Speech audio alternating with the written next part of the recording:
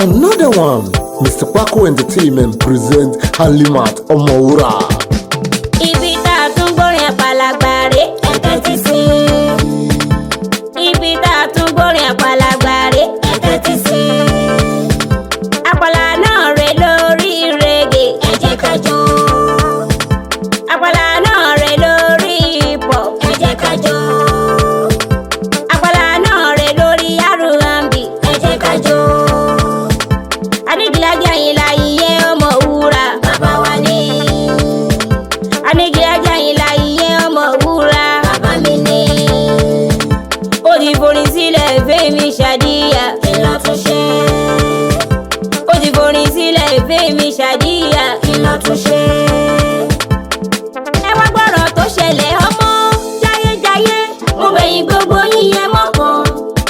Ẹ mọ̀kàn ẹ dúró dédé, ṣé ẹ̀dẹ̀ ń ta ó pọ̀ ju bùrọ̀dá, mo fẹ́ kájọ ríra lẹ́ẹ̀kan.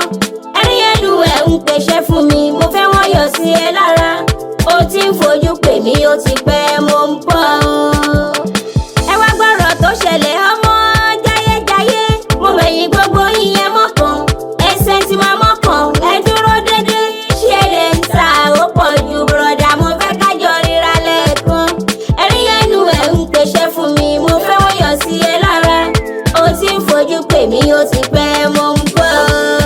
Wọ́n lè jó, èmi lè jó, kòkòrò méjì ló pàdé, ọmọ ẹlẹ́jẹ̀ ń débẹ̀, èrí mi gbé mi débẹ̀, ó mọ slabòjé, agbé ẹ tàbàyé. Tó bá jẹ́ ti jó jíjó ẹ kéré, tó bá jẹ́ tówó ní